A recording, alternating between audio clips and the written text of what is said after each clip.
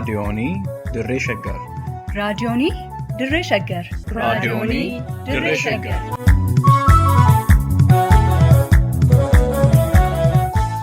Raadiyoonii Dirree Shaggar. Raadiyooniin Dirree Shaggar torbaan guutuu guyyoodhaan galgalatti sa'aatii tokkorraa eegalee amma sa'aatii tokkoof walakkaatti dambalii gabaabaa meetir baandii 19 kiiloo heerzii 15,415 irratti qophii dabarsuu amma jalqaba. Raadiyoonii Dirree Shaggar.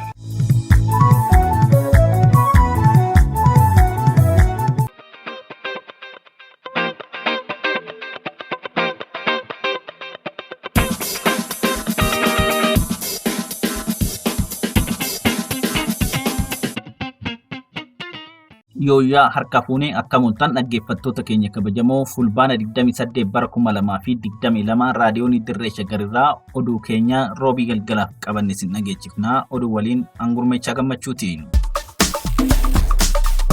Finxaaleeyyiin Amaaraa godina Horroo Guduruu Wallaggaa aanaa Amooruu fi naannawa isheetti haleellaa itti fufanii jiraachuun himame. Ayyaana Irreecha irratti uummanni hedduminaan akka hin hirmaanneef mootummaan shira xaxaa jiraachuun beekame kanneen jedhan hangafoota oduu har'aatii amma tokko tokkoon.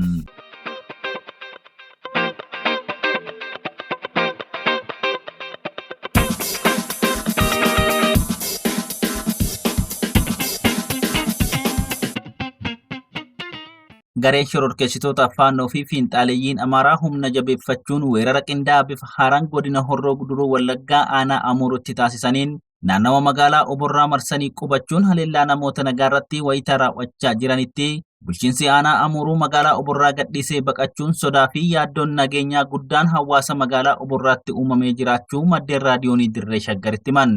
Aanaalee godina Horroo Guduruu Wallaggaa kanneen akka Jaardagaa, Jaartee, Abee Dongoroo, Horroo Bulluq, Jimmaa Gannatii fi Amooruu akkasumas Wallagga Ba'aa aanaa Kiiramuu fi Haroo keessatti haleellaa gareen shororkeessitoota Faannoo fi Finxaaleeyyiin Amaaraa gaggeessaa jiraniin lubbuun namoota dhibbaan lakkaa'amanii darbuu fi qabeenyi uummataa garmalee manca'uun hawaasni 10,000 lakkaa'amus buqqaatiif saaxilamee jiraachuu maddeen keenya ibsaniiru. Addi Bilisummaa Oromoo haleellaa Finxaaleeyyiin naannoo Amaaraa kunneen bifa haaraan lixa Oromiyaa irratti banan kana ilaalchisuun ibsa fulbaana 26 bara 2022 baaseen qabata waraana bilisummaa Oromoo hundeerraa balleessuu jedhuun qindoomina qaamolee nageenyaa mootummaa federaalaa humna addaa naannoo Amaaraa fi Faannoon aanaalee fi gandoota lixa Oromiyaa hedduu keessatti caalmatti ammoo godina Horroo Guduruu Wallaggaa fi Wallagga Ba'aa keessatti haleellaa irra deddeebi'anii gaggeessaa jiraniin hawaasni Oromoo ajjechaa jumlaa fi buqqaatii hamaaf saaxilamuu hubachiiseera.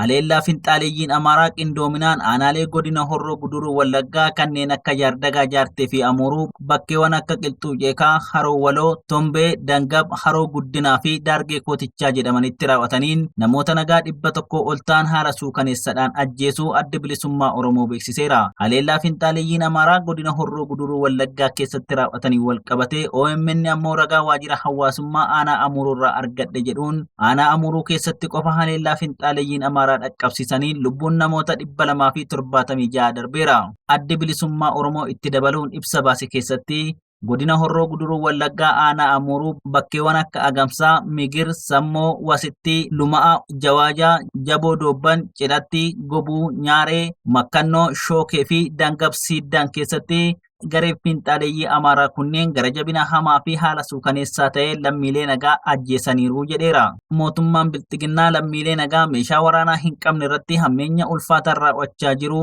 sadarkaa fokkisaa fi yaaddessaa irra ga'uusaa kan hubachiise addi bilisummaa Oromoo hawaasni fi mootummoonni idil addunyaa waliigalteewwan eegumsa mirga dhala namaa idil addunyaa qoodaa fi itti gaafatamummaa isaan irraa eegamu sirnaan baachuu akka qaban gaafateera. Liiban Jaarsotu qindeesse.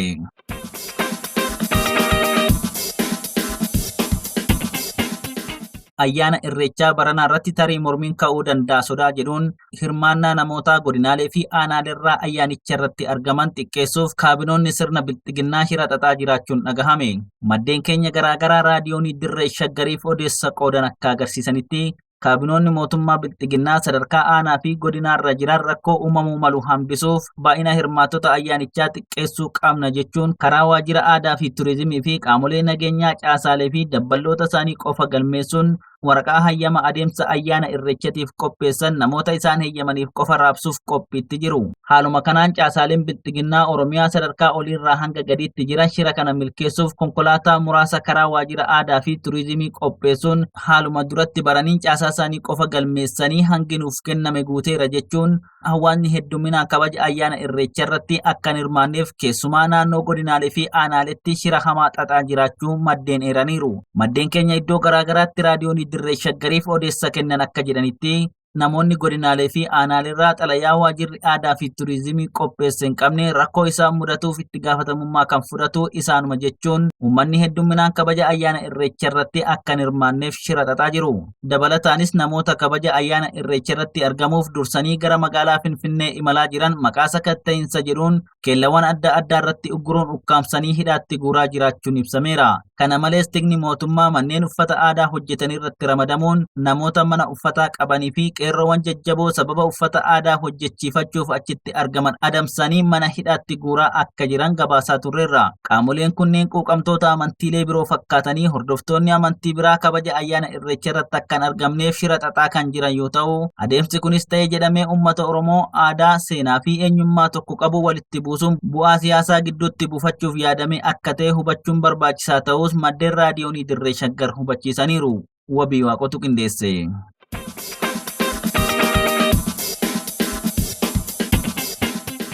Oduu keenya ittaanuun jaarmiyaaleen deeggarsa namoomaa bakkeewwan walitti bu'iinsi gaggeeffamaa jirutti akka hin sochoone mootummaan bilxiginnaa akeekkachiise.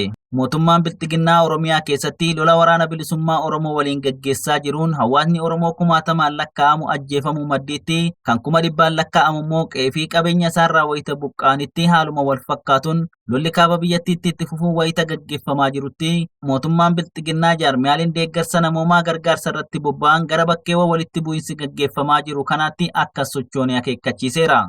Mootummaan bilxiginnaa jaarmiyaalee deeggarsa namoomaa kutaalee biyyattii bakkeewwan walitti bu'iinsi gaggeeffamaa jirutti akka sochoone kan akeekkachiise konkolaattonni dhaabbata sagantaa nyaataa addunyaa deeggarsa namoomaa fe'anii deemaa turan haleellaa diroonii mootummaan bilxiginnaa kaaba lixa Tigraay aanaa Zaanaa naannawa magaalaa Shireetti gaggeeffame miidhamuu himachuu hordofee ta'uun beekameera. Haleellaa diroonii kanaan hojjettoonni dhaabbatichaallee miidhamuu kan ibse sagantaa nyaataa addunyaa hawaasni waraanaan miidhame deeggarsa namoomaa akka argataniif qaamoleen wal waraanaa jiran seera idil addunyaa kabajuu akka qaban gaafateera. Dhimmicha ilaalchisuun ministeerri tajaajila koominikeeshinii mootummaa Itoophiyaa ibsa baaseen dhaabbileen deeggarsa namoomaa bakka walitti bu'iinsi jirutti akka hin imallee akeekkachiiseera. Mootummaan bilxiginnaa lixa Oromiyaa keessatti waggoottan afurii waraana bilisummaa Oromoo waliin wayita wal waraanaa jirutti Oromoon rakkoolee hawaasummaa fi diinagdeef saaxilamee deeggarsa akka hin arganne tooftaadhaan dhaabbileen deeggarsa namoomaa bakkasitti akka hin argamne ugguraa tureera. Hawaasni Oromoo haleellaa finxaaleeyyiin Amaaraa godina Horroo Guduruu Wallaggaa fi Wallagga Bahaatti irratti raawwatameen qe'ee isaarraa buqqa'uun bakkuma argate kanneen akka manneen barnootaa, mana amantaa fi bakkeewwan garaagaraa qubatullee hanga ammaatti deeggarsa kan hin arganne ta'uu himachaa tureera. Kanumaan walqabatee uummanni aanaalee Amuruu, Jaardagaa, Jaartee fi Saqalaarraa buqqa'ee magaalaa Shaambuu kaampaasii Yuunivarsiitii Wallaggaa keessa qubsiifamee deeggarsa hatattamaa akka argatuuf pirezidaantii Yuunivarsiitii Wallaggaa Hasan Yuusuf gaafataniiru. Liiban Jaarsotu qindeesse.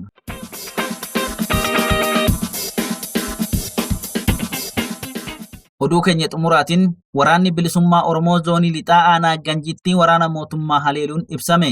Waraanni bilisummaa Oromoo zoonii lixaa waraana mootummaa Wallagga lixaa aanaa Ganjii magaalaa Ganjii keessa qubatee ture haleeluun ibsame. Odeessi raadiyoonii Dirree Shaggar dhaqqabe akka agarsiisutti waraanni bilisummaa Oromoo fulbaana 27 bara 2022 ganama bariidhaan magaalaa Ganjii seenuun waraana mootummaa irratti haleellaa banuu ibseera. Dabalataanis raadiyooniin arraata biyyaalessa Oromiyaa bifa oduu addaatiin akka gabaasetti waraanni bilisummaa Oromoo zoonii lixaa loltoota waraana mootummaa magaalaa Ganjii keessatti waajjiraalee adda addaa kanneen akka waajjira poolisii, waajjira bishaanii, waajjira misoomaa fi walta'iinsa diinagdee fi gamoowwan adda addaarra qubatanii jiran haleeluun injifannoo gonfachuu gabaaseera.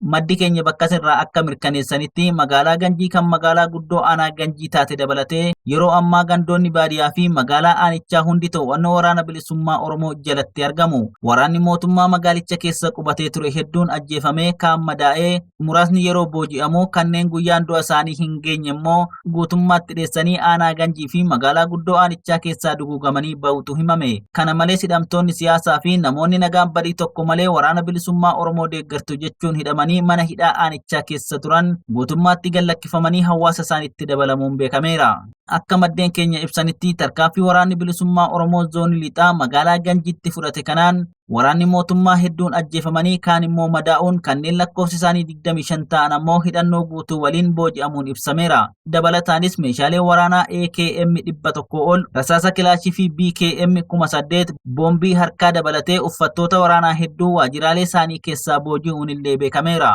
Ibsa ajajaa olaanaa ABO Woboon dhuma torban darbee kana baaseen waraanni bilisummaa Oromoo aanaalee godina Wallagga lixaa, aanaa Baabboo Gambeelii fi aanaa Ganjii guutummaatti dhuunfachuu ibsuun kan yaadatamudha. Hawwii qajeelatu gabaase.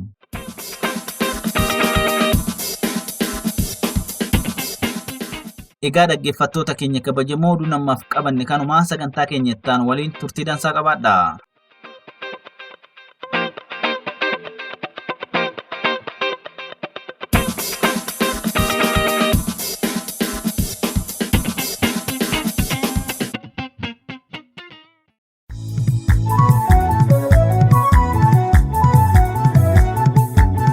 raadiyoonii Dirree Shaggar. raadiyoonii Dirree Shaggar. raadiyoonii Dirree Shaggar.